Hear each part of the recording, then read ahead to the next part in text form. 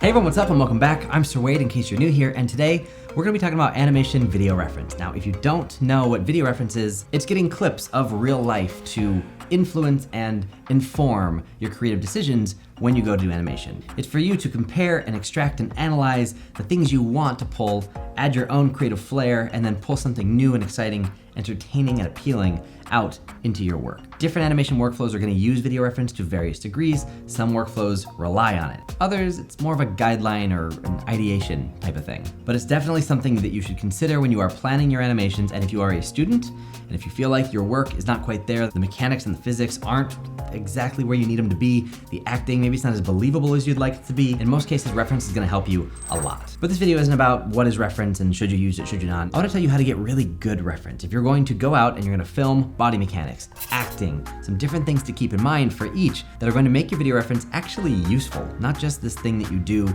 you put the audio on loop and you just act it out a million times and then you pick the best one and just go from there. I've been there, I've done it. It's not all that helpful when you do it that way. There's a few simple things that you can change and it will make all the difference. Also, a friendly reminder that I stream animation content 3 days a week over on Twitch, link below in the description. Right there next to the Patreon link, which is a great place to support the channel if you enjoy the videos I'm doing and want to get involved and get some really cool stuff out of it. Now I've got stuff for acting and I've got stuff for mechanics. Now, because most people start with mechanics, let's begin there. I distinctly remember when I was going to Animation Mentor that one of my mentors told us this story. Somebody's animation had a giant hammer and they lift it up and they slam it down, they do all this stuff. And the animator watched the work and goes, "You filmed reference for this, didn't you?" And the animator goes, yes, I did. Yeah, what were you holding? It wasn't very heavy, was it? No, it was just like a wrapping paper. How'd you know? Well, because you're swinging it like it weighs nothing. You used the reference, but there's no weight. And that always really stuck with me. It's not about just filming yourself swinging an object. It's not just about like, oh, what are the hips doing? What are the shoulders doing? That changes drastically if you've actually got something that's heavy that you're actually pulling versus just pretending. And that's a big one, props. Having a prop that kind of matches the weight of what you're going for makes a huge difference. Now, hopefully you have at least one friend in general, right? Somebody that you can bring over to help you with shooting your reference. This doesn't mean you need to act together and get all emotional and cry because we're not all that great of actors. But it's very important that if you're going to do a shot with weight, if you're going to have someone try to push someone, that you can actually have them pushing something to be able to see what the body does when reacting against the force of another object's inertia. Shout out to my friend Lucas, who so kindly came with me to the parkour gym to help me film this video, and he's actually one of my patrons over on Patreon, so thanks, Lucas. But imagine you have a character who needs to push somebody, and then maybe another character who's gonna get pushed, right? We actually filmed this before doing it together, where Lucas did a push, and then I tried to react as if I were being pushed. And ultimately, if you compare that to when we were both in the scene together, it's a huge difference. Now, I got this sword for like 15 bucks on Amazon. Super worth it, by the way. Now, if I were to just film myself trying to get an enemy by myself, this is what it looks like. And it's fine, it works, it's all right. But imagine there's actually a person there. It changes a lot of the factors. Obviously, if you're swinging the sword really violently, you can't swing quite so hard because you might actually hit the person. So you'll notice there's actually a huge delay just in case he doesn't duck in time or doesn't move out of the way. I don't want to hit him. So there are pieces of this that you don't want to copy, and there are pieces that you do. When you're fighting an imaginary enemy, you're kind of just looking wherever, looking all over the place. When you have a person, you can look at their eyes, you can look at where you're trying to hit them, you can kind of go back and forth. There's a little bit of acting that just happens because it's real. You're not acting, you're actually like looking at a person and deciding where and when are you gonna swing. But at least it's clear where the swings are going and what we're each trying to do to either hit each other or avoid the blow, right? Frame rate. This one can get a little bit technical, but we're not gonna go there. The frame rate is gonna be something that you do wanna pay a little bit of attention to because when you are animating a Maya, chances are you're animating in 24 frames per second. That is how many frames, how many images per second you're going to see in your animation. Very easy to record that, put it in Maya or whatever software you're using, and just go. If you're going 60 frames per second, the real benefit to that and shooting in a higher frame rate is that you're getting more images each second, which means that you can stretch that second out over a longer period of time, giving you slow motion. That's how all that works. But what that means for us is that when these settings are properly dialed in, it usually means less motion blur. If you can see it, it's easier to know what's happening. This will require some conversion. I think you can do some stuff in QuickTime Player. I do all my stuff in After Effects. Come hang out on Twitch, we'll talk about it live, we'll figure out a solution that works for you. Some Some really quick and easy ones. Make sure you're not wearing a black shirt and black pants and baggy clothes and long sleeves. All these things can play into it. Something with contrasting colors, and make sure you don't match your background, just so you don't lose your limbs and the visual noise. If everything just blends in together, it's gonna be hard to know what you're looking at. I showed this tip in my old video, mirrors. If you can have a mirror 45 degrees or so from the angle that you're shooting from your camera, you can actually get two angles in one. You'll get the straight on of the character and the side profile both at the same time. It's just more information, easier for you to tell what's going on. If you want to flex, you can always use more than one camera, but again, that's just more work that you have to do later. And it is recommended that if you know where your camera is going to be in your shot, try to match that angle when you're shooting your reference, because it's gonna give you the clearest picture of what to expect. But you don't have to do that, and don't spend a whole lot of time trying to make it perfect, because you wanna still remain flexible. Tripods, having somewhere to put your phone, if you are gonna use your phone, which most of us are, just having something to clamp it into and put it somewhere, very underrated, so you're not sitting there for 20 minutes trying to prop it up on a book. I've linked some tripods down below just in case you need them. And by the way, if you don't want to do a whole tripod, if you're just kind of out and about, you're mobile, I actually really highly recommend these cases. It's called a loopy case. Big fan of these. I like them a lot better than pop sockets, because pop sockets, it's like work to hold your phone. Anyways, these are great for filming because you can just kind of let it hang there. It helps for really stable shots. I was on a boat in the Philippines holding on to just this phone, and I was holding the pop socket, and I felt the pop socket disengage from the phone. I was like, grab the phone, grab the pop socket. They were separate. I was very upset about it. Loopy all the way. Not sponsored by Loopy. Skillshare, yes. Anyways, also if you are dealing with a prop like a sword and you're gonna hit something, swinging at nothing is very different from swinging at a person, which is very different than swinging at something that you can actually hit. This is the best because you get a whole different energy. I can tell you from the person who is swinging the sword, swinging just in the open, pretty cool. Swinging at a person, a little scary, a little hesitant. Swinging at an object, I hit the first couple of times and I wanted to just keep hitting it. I got a little carried away, but that's much more useful reference because before and after here, you can see how different it is when you can just follow through on that swing and actually connect with something. Also, I don't know if you noticed this, but I met Casey Neistat at the parkour gym. Here's his little cameo in my video. I was doing this. Casey Neistat. We chatted for like 2 minutes. He was really nice. Remember that whoever you have in your mechanics, whether it's a fighting character, a parkour shot, something where someone's just like lifting a box, the character's always thinking something. There's actually something going on that you have to consider. If it's parkour, is it an escape? Is it just for fun? Like, what does the character think about what they're doing? Is this life or death? It's frantic, they have to make this jump? Whatever it is, there's a thought process, and it gives you a lot of opportunity in your work to highlight some of those human moments. If you watched my Apex Legend animation analysis recently, I actually pointed out a part where one of the guys in suits is going to hit the robot, and he's really not gonna hit the robot. It doesn't seem like he's even looking at him. These types of things can kill the energy of your shot. In this case, it didn't.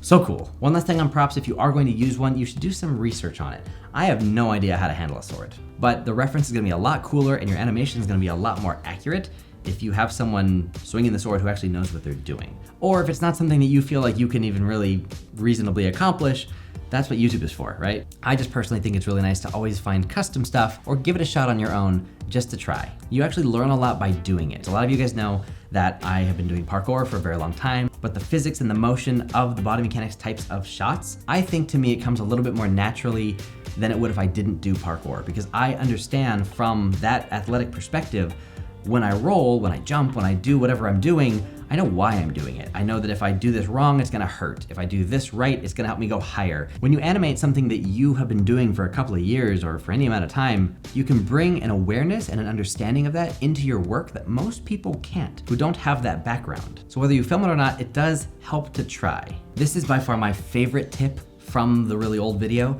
and it's about the action goal. When you film anything body mechanics, a fight, a jump, or whatever, don't just think of it as an action, because again, like I mentioned, the character is trying to do something, accomplish something, go somewhere, whatever. You may be pretending to be Spider-Man. This is a shot I did for somebody who requested some Spider-Man reference, so I got on this pole and I jumped and did the Spider-Man pose. Now this is an honest try. This was me actually thinking, okay, I'm gonna do Spider-Man, here you go.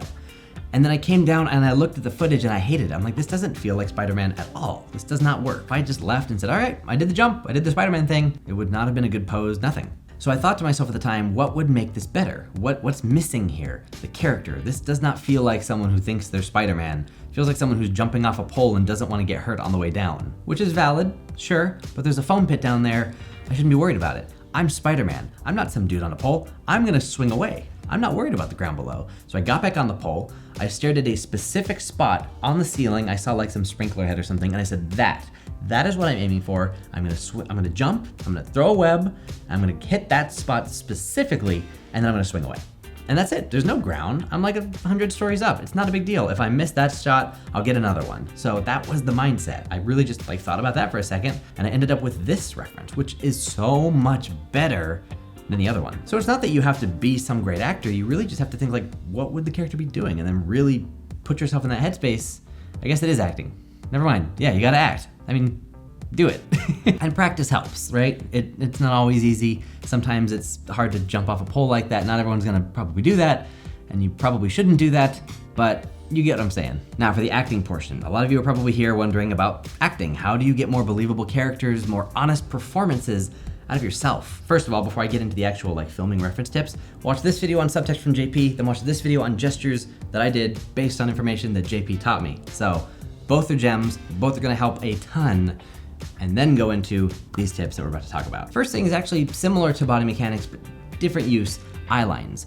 I remember filming all the time, it was just me, and what I would do is I would sit in my chair and I would act and I'd do my thing. If there were two characters, I'd act to my invisible self. And I just try to keep in mind what I was doing and try to react to what I think I would have been doing at that moment. And that's fine, but again, you're not actually reacting to another person, so there's a lot lost. There's a lot of opportunity if you have a second person you can actually have there, even if they're not acting, even if they're terrible at it, even if they're sitting there just smiling, kind of laughing at you.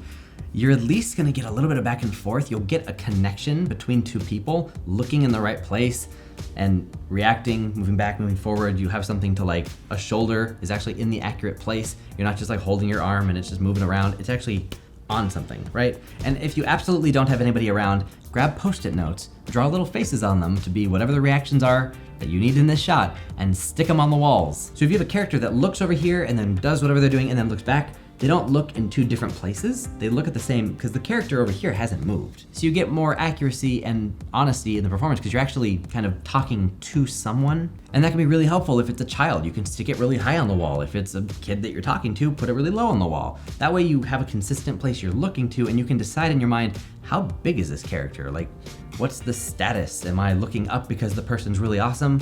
Or am I looking down on somebody and I'm gonna keep my head up, but I'm gonna look at that Post-it note regardless. And now you have this condescending look, right?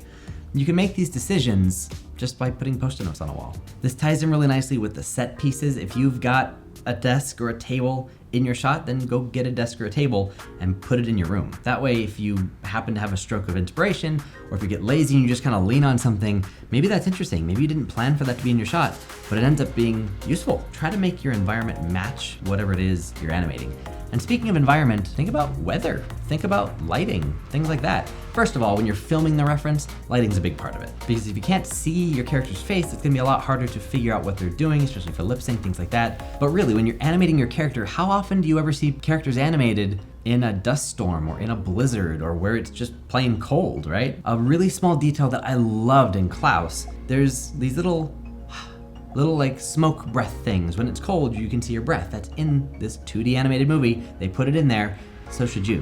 When you're planning your shot, where are they? Are they inside? Are they outside? What time is it? Where's the sun? Is it bright? Is it not? Is it hot? Is it cold? Think about all these things because it can add to the immersion of what you're animating. Immersion, if you don't remember, the Disneyland video, all about immersion. So review that for this kind of information. And this is just going to get more and more important as the computer hardware we're using gets more advanced. If you guys haven't seen the game engines, all the different real-time rendering solutions that are out there, all the stuff that NVIDIA is doing with their ray tracing graphics. This is back when I was at TwitchCon. I was playing Minecraft with NVIDIA. They showed me where this is regular Minecraft, and then they turn on the RTX ray tracing. That's what I have in my computer, the graphics card. There's this really cool technology that's happening that allows real-time reflections and lighting, volumetric shadows, and like God rays and beams, all this cool stuff that's happening. This is gonna start to impact us as artists because we're going to be able to put our characters, not just as some bland Maya blue to black background, which by the way, Alt-B, that's a hotkey. You can toggle the backgrounds of Maya. We're gonna be putting our characters in an environment. There's gonna be wind, there's gonna be trees, there's gonna be stuff happening all around our characters we can have them react to. If it's bright, we can have them shield their eyes. create shadows. Things are just starting to get interesting, so really think about the character and put that in your reference. Your set pieces, your environment, your clothing, your accessories, all this kind of stuff. And the last thing, this goes for body mechanics and for acting. It's a really specific thing, fatigue. The state that you are in when you film your reference is going to massively impact the result you get and therefore the animation if you are going based off what you film. For example, I jumped on this mat when it was still the start of the night and I had a lot of energy, popped right back up, very springy, very spry. But at the end of the night, I was a little bit more tired and it's a lot different. You get the idea. And this can apply to a lot of different things. If you're really having a not great day and you need to have a character who's not having a great day, it's probably the perfect day to film. Even if you don't want to, you're gonna get a very honest performance versus if you're in a great mood and you have to pretend to cry, meh, you know what I mean? And there's a ton of other stuff we could talk about for reference. I could talk about reference all day. So if you wanna talk more about reference, head over to Twitch. I keep bringing up Twitch because I want people to know about it. We do so much cool animation stuff over there. And all of you who are not over there on Twitch, no worries, but like you're missing out on some fun stuff. I'm also dropping a link to Bo and Cameron Pratt. They have a fantastic Twitch stream. They have some amazing demos. Great guys, great animators. Worth a follow. And as you probably saw at the beginning of this video is sponsored by Skillshare, which is perfect for this because there's so many things that we get referenced for as animators. We have to animate so much stuff that we don't know how to do. So Skillshare is the perfect place to go to learn great skills, to learn new things. Now, if you want to get it for reference, go for it. But if you just want to like learn how to make bread or learn how to sew, learn more graphic design or animation stuff, or even take classes by Tom Bancroft, this dude's an animation industry legend. He's been in the industry for like 25 plus years and was a huge part of some of our favorite movies. So there's some crazy classes over there. But if you haven't heard me talk about it already, Skillshare is an online learning community with thousands of online classes with so much variety, whether it's artistic, whether it's business-minded, whether it's like literally just making bread. They have a premium membership that allows you to watch everything on their site, learn as much as you can, and as much as you want, really. And one that I want to point out for animators that I don't think I've ever pointed out before, there's a class on interior design, which could be really useful for you modelers and surfacing artists, or even animators who are trying to just set dress your environments better for a more believable environment for your character. Anyway, if you want to join and be a member of their community, I have a link down below that will give you 2 months for free of Skillshare's premium membership, like I said, to watch anything. Click the link, sign up. You never know what's gonna be useful. Anyways, I hope you guys enjoyed this video. I hope this is useful to you. I hope you revisit it often, watch it lots of times, and share it with your friends who maybe aren't as good of an actor as you'd like them to be to help with your reference. And if you wanna talk about animation with a bunch of other passionate people, I have a link to my Discord down below. Anyways, thank you for watching all the way to the end. Thank you Skillshare for sponsoring this video. Make sure to click that link and I will see you guys in the next video.